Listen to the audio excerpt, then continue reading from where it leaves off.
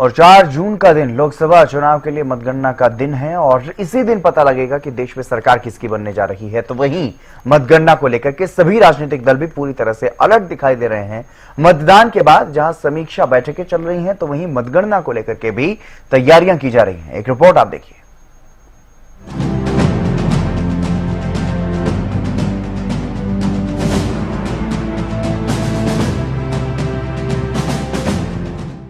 देश में लोकसभा चुनाव के लिए मतदान संपन्न होने के बाद से ही राजनीतिक दल समीक्षा बैठकों में जुटे हुए हैं। जहां मतदान को लेकर समीक्षा की जा रही है, मतदान किसके पक्ष में हुआ ये जानने के लिए फीडबैक लिया जा रहा है, तो वहीं मतगणना को लेकर भी तैयारियां की जा रही।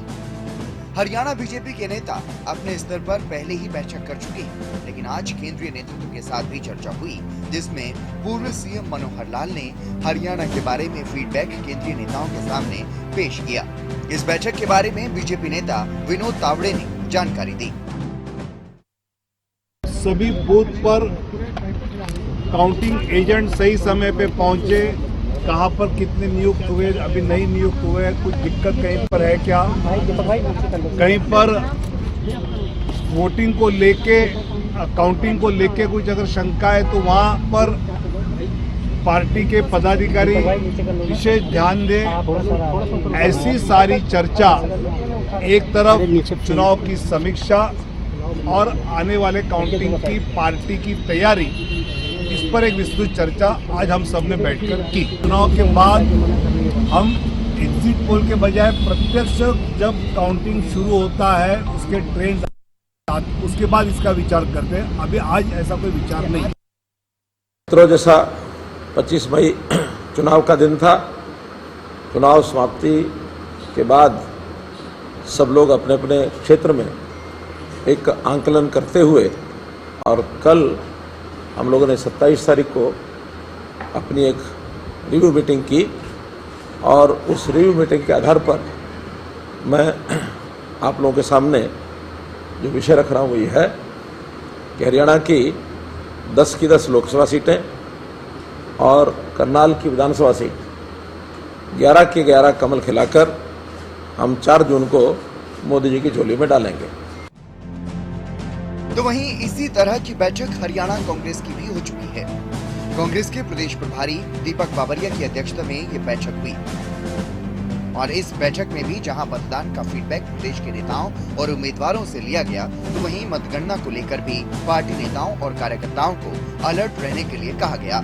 हरियाणा न्यूज से खास बातचीत में दोनों नेताओं ने बैठक को लेकर जानकारी दी। बैठक में जो है कैसे सतर्कता करनी है, किस प्रकार से गिनती में करनी है, जो गलत होता है तो किस प्रकार से उसके सामने लीगल पॉइंट्स खड़े करने हैं, वो सब बातों की चर्चा हो रही थी। बेसिकली तो भारतीय जनता पार्टी के सामने पूरे हरियाणा में, खास तौर पे प्रधानमंत्री मोदी जी के सामने पूरी प्रजा सामने आ गई थी। अंडर करंट था, कांग्रेस का प्रचंड बहुमत होने जा रहा है, वो परिस्थिति में गांगली न करे उसके लिए क्या सतर्कता बरतानी है, उसके लिए की ये मीटिंग थी। बैठक में अपने जो साथियों को एजुकेट किया है कि भाई सावधानी बरते। 4 तारीख को जो चुनाव की जो गिनती होनी है, मतगणना होनी है, मतगणना में पूरी तरह से सावधानी से रहना है कि कोई किसी तरह की कोई गड़बड़ी ना करे। क्या कुछ प्रिकॉशंस लिए जाएंगे? प्रिकॉशन जो दिए उनको बता दिया। कांग्रेस पार्टी की हरियाणा प्रदेश की जो काउंटिंग है 4 तारीख को, उसके संदर्भ में एक तैयारी बैठक थी, जिसमें काउंटिंग को लेकर विभिन्न जो पहलू हैं उन पर विचार विमर्श किया गया।